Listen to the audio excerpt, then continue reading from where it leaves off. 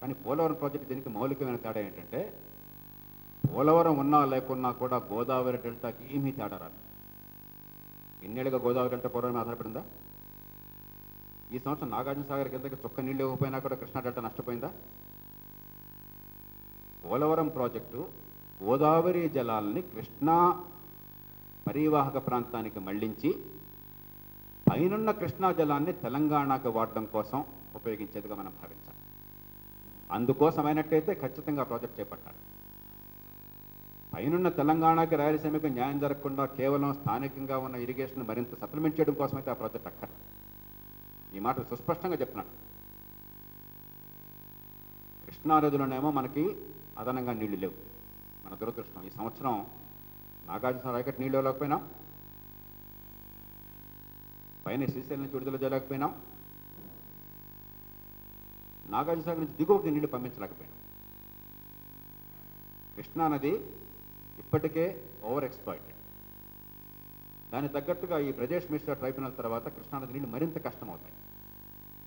ఆనాడు 75% లభ్యత మీద ఆధారంగా మన రాష్ట్రాన్ని నిర్ధారిస్తూ 65% అనేసరికి మనకి ఇంకా నీళ్లు తగ్గుతాయి, జరగవు. ఎక్కువ నీళ్లు చూపెట్టి పైవాళ్ళు ఎక్కువ తీసుకుంటున్నాం. మిగులు జలాలు కూడా మనం రాకుండా చేశాం. కాబట్టి మనకున్న ఏకైక మార్గం ఆంధ్రప్రదేశ్ రాష్ట్రానికి గోదావరి జలాల్ని కృష్ణకి మళ్లించడం.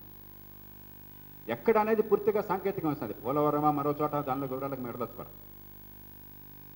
ఎక్కడ వీలుంటే అక్కడ అతి తక్కువ ఖర్చుతో ఎక్కువ ఫలితం వచ్చేట్టుగా నీటిని మళ్లించినట్టయితే అప్పుడు నాగార్జున సాగర్ దిగువకు నీళ్లు పంపించాల్సిన అవసరం లేకుండా ఈ సంవత్సరం ఎట్లాగైతే ఉందో ఆ రకంగా శాశ్వతంగా ఆ రకంగానే చేసేదే మీకు నీళ్ళు ఇవ్వం.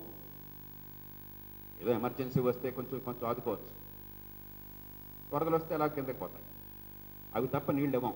ఈ నీళ్ళన్నీ కూడా పైన మేము ఉపయోగించుకుంటామనే దానికి రావాలి. ఆ రకంగా భావించి రాష్ట్ర సమగ్ర జనవనరుల వినియోగంలో ఇది భాగంగా దీన్ని చేపట్టడం అవసరం. ఇక దానిలో తక్కువ ఖర్చు ఎక్కువ ఫలితాలు ఎట్లా అని చెప్పని సాంకేతికంగా ఆలోచించాలి. అక్కడ ఎత్తిపోతలు లేవు కాబట్టి శాశ్వత ఖర్చు లేదు.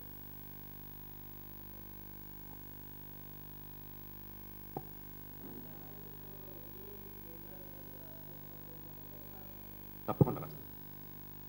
ఈ విషయాలు పూర్తిగా చెప్పి వారికి రాస్తాం, చంద్రశేఖరరావు గారికి రాస్తాం. వద్దని కాదు, దానికి ప్రత్యామ్నాయాలు సూచిస్తాం. మేము చెప్పినట్టు తెలంగాణ ప్రజలకు న్యాయం చేయడం కోసం ఏం చేయాలి, ఈ పథకం వల్ల ప్రయోజనం లేకపోగా తెలంగాణ ప్రజలకు అప్పుల భారము, విద్యుత్తు కొరత ఎంత భయంకరంగా చుట్టుకుంటాయి.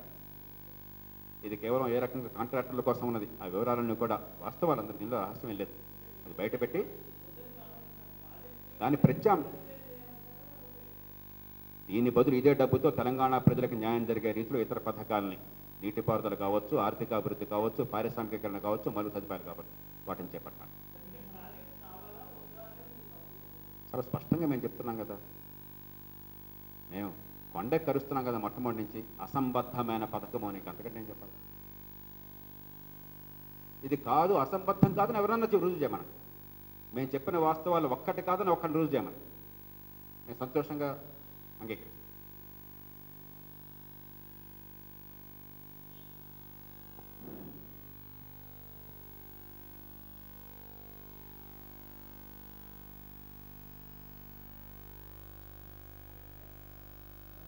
Thank you.